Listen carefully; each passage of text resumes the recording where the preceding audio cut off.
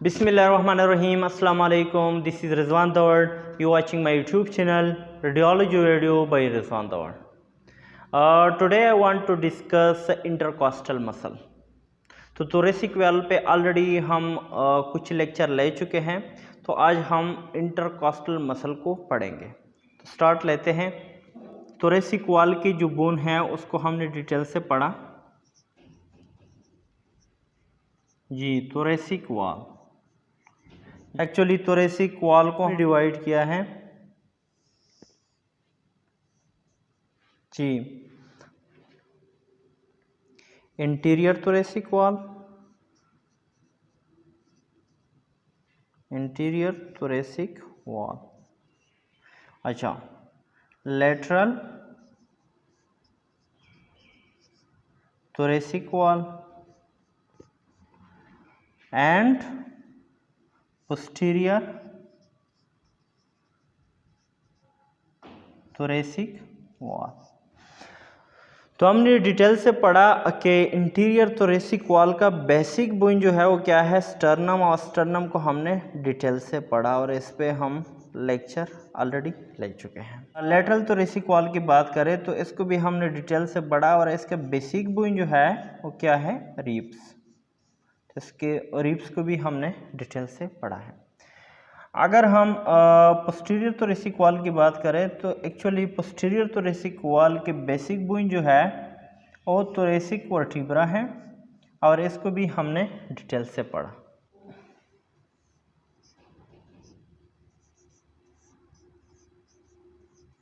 Intercostal muscle, अच्छा तो intercostal muscle से पहले हमें पता है कि मसल को हम तीन में डिवाइड करते हैं जी। थोड़ा रिपीट कर लेता हूँ, मसल्स को हम तीन में टाइप्स में डिवाइड करते हैं जी। स्केलेटल मसल,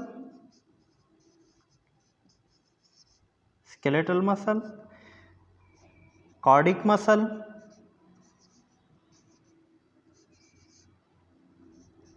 स्मूथ मसल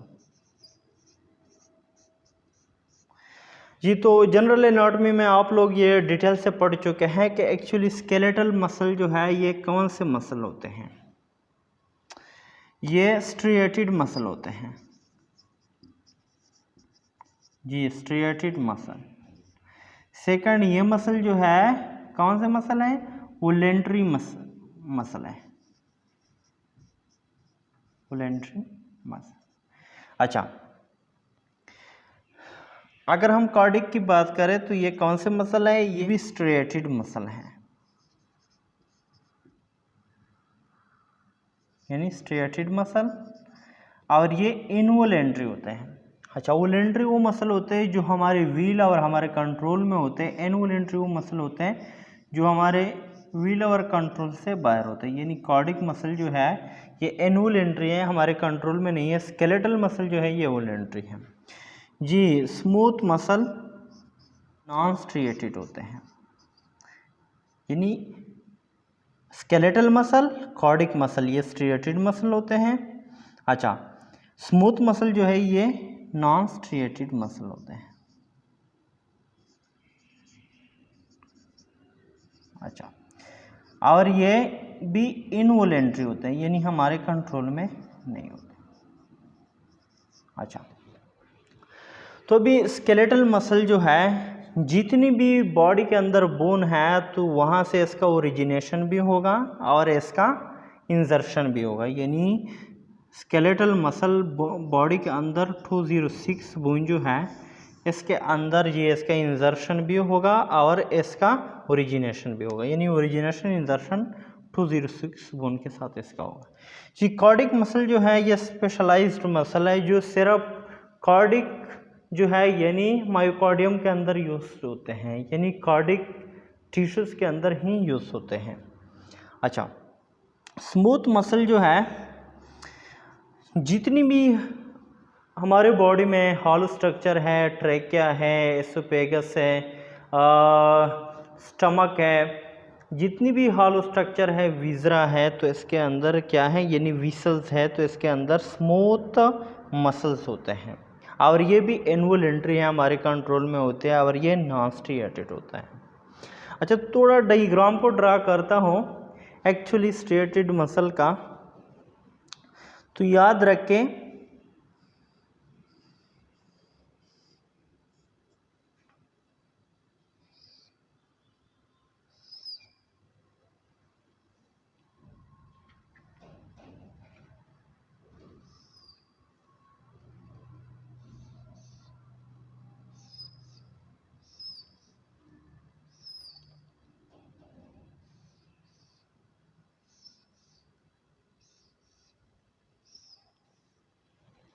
जी।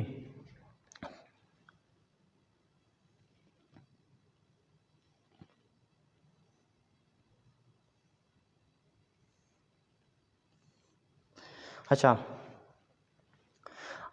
अगर हम स्केलेटल मसल को या कार्डिक मसल को इलेक्ट्रॉन माइक्रोस्कोप पे देखें तो इसके स्ट्रक्चर आपको इस तरीके से नज़र आएगा। इसको हम कहते हैं थिक फिलामेंट।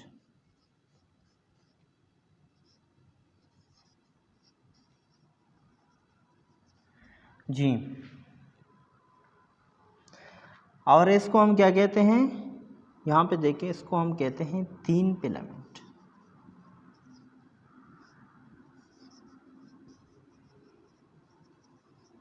अच्छा,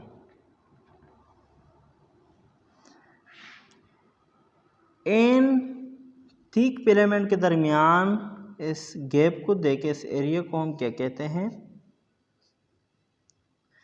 जेड जोन। जी, यहाँ पे तीन फिलामेंट के दरमियान यहाँ पे देखें, इस जोन को हम क्या कहते हैं, एच जोन। अच्छा, तो थिक फिलामेंट को हम दूसरा नाम क्या है, यानी इनको हम मायोसिन कहते हैं और तीन फिलामेंट को हम एक्टिन कहते हैं। अच्छा, यानी थिक फिलामेंट को मायोसिन कहते हैं, तीन फिलामेंट को एक्टिन कहते हैं। अच्छा, थिक फिलामेंट को हम ए बैंड कहते हैं और तीन फिलामेंट को आई बैंड कहते हैं। अच्छा जी, यहाँ से लेके यहाँ तक इस एरिया को तमाम को हम क्या कहते हैं, सर्कोमेयर। जी, तो एक्चुअली सर्कोमेयर के अंदर ही मूवमेंट होती है। जी, मूवमेंट कहाँ पे, मूवमेंट सर्कोमेयर के अंदर ही होता है। माइक्रोस्कोपिक एनाटॉमी है, अगर हम इनको इलेक्ट्रॉन माइक्रोस्कोप पे देखें तो ये स्ट्रिएटेड मसल जो है हमें इस तरीके से नज़र आएंगे। इंटरकॉस्टल मसल जो है ये कौन से मसल हैं, स्केलेटल मसल हैं, स्केलेटल मसल। तो एक्चुअली इंटरकॉस्टल मसल कहाँ पे लाई करते हैं और इंटरकॉस्टल के कितने टाइप्स होते हैं, यानी इंटरकॉस्टल मसल हम कितने टाइप्स में डिवाइड करते हैं। सपोज ये एक रिब है, ये दूसरा रिब है, ये तीसरा रिब है, ये चौथी रिब है, या नॉन बढ़ जाए। जी, तो ये रिब नंबर 1, ये रिब नंबर 2, ये रिब नंबर 3, रिब नंबर 4, ये ऑनवर्ड आगे चलते जाए। अच्छा, तो रिब नंबर 1, रिब नंबर 2, तो रिब्स को हमने डिटेल से पढ़ा है कि कितने पेयर ऑफ रिब्स होते हैं। रिब्स के दरमियान स्पेस होती है। जी, ये रिब्स देखें, रिब्स नंबर 1, रिब्स नंबर 2, 3, 4, 5, 6, 7, तो इस तरीके से इन दो रिब्स के दरमियान स्पेस होती है। इस स्पेस को हम क्या कहते हैं, इंटरकॉस्टल स्पेस। जी, दो रिब्स के दरमियान जो स्पेस है इसको हम इंटरकॉस्टल स्पेस कहते हैं। जी, तो ये इंटरकॉस्टल स्पेस कौन सी रिब्स के दरमियान है? रिब नंबर 1 और 2 के दरमियान ये इंटरकॉस्टल स्पेस है। तो रिब नंबर 2 एंड 3 के दरमियान यहाँ पे इंटरकॉस्टल स्पेस होगी। तो इस तरीके से रिब नंबर 3, 4 और आगे जाते जाए तो रिब्स के दरमियान जो एरिया आ रहे हैं इसको हम इंटरकॉस्टल स्पेस कहते हैं। मसल्स होंगे जी, उस मसल्स को हम क्या कहते हैं? इंटरकॉस्टल मसल कहते हैं। यानी दो रिब्स के दरमियान जिसको हम इंटरकॉस्टल स्पेस कह रहे हैं उस एरिया में मसल्स होंगे, उस मसल को हम इंटरकॉस्टल मसल कहते हैं। इंटर मीन्स इनसाइड जी, costal mean ribs, muscle mean muscles, यानी रिब्स के दरमियान जो मसल है उसको हम इंटरकॉस्टल मसल्स कहते हैं। इंटरकॉस्टल मसल को हम 3 में डिवाइड करते हैं जी। एक्सटर्नल इंटरकॉस्टल मसल,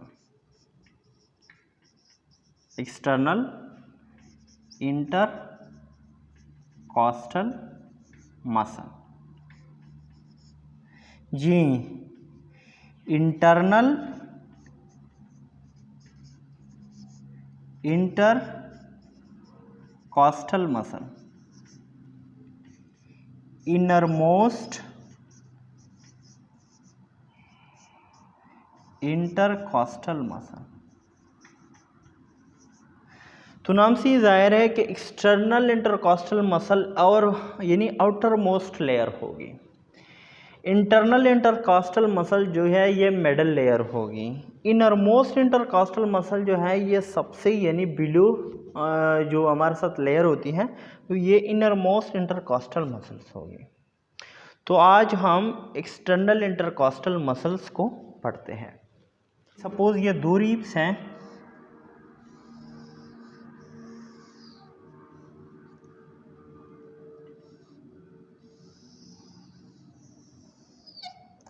याद रखिए ये rib number 1, rib number 2,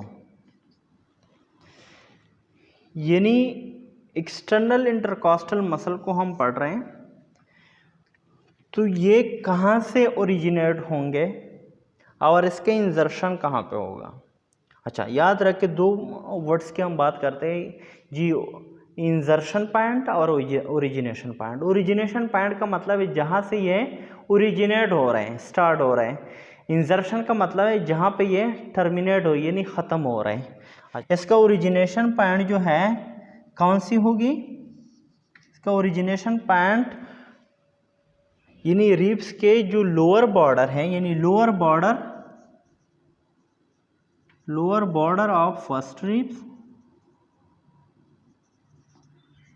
rib जी, इसका जो ओरिजिनेशन है कहाँ पे? Lower border of first rib, यानी ओरिजिनेशन लोअर बॉर्डर से होगी जी। इंजर्शन यानी कहाँ पे टर्मिनेट होगा? ये सेकंड रिब के अपर बॉर्डर में इंसर्ट होगी, यानी इसका इंजर्शन जो है यानी टर्मिनेशन जो है सेकंड रिब के अपर बॉर्डर में होगी। तो फर्स्ट रिब के लोअर बॉर्डर से इसका ओरिजिनेशन होगा और सेकंड रिब के अपर बॉर्डर पे इसका टर्मिनेशन होगा। अगर इस तरीके से हम थर्ड रिब को ड्रा करें तो थर्ड रिब जो है इसके अपर बॉर्डर पे इसका इंजर्शन होगा और सेकंड रिब के लोअर बॉर्डर से उसका ओरिजिनेशन होगा। एक्सटर्नल इंटरकॉस्टल मसल जो है ये कितनी पेयर होगी? 11 पेयर जी, 11 पेयर्स।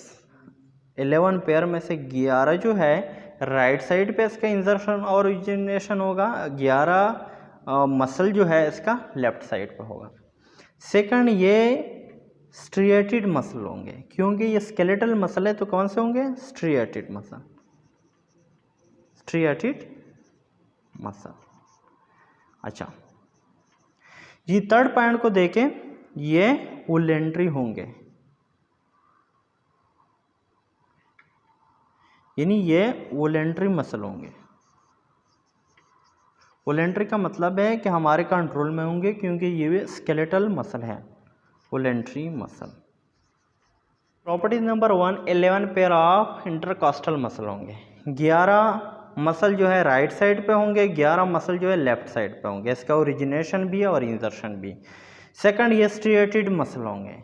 अच्छा, थर्ड क्या है, ये वोलेंट्री मसल होंगे, यानी हमारे कंट्रोल में होंगे। अच्छा, फोर्थ जो है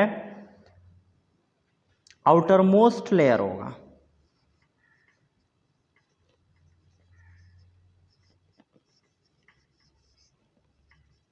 यानी ये आउटर मोस्ट लेयर होगा।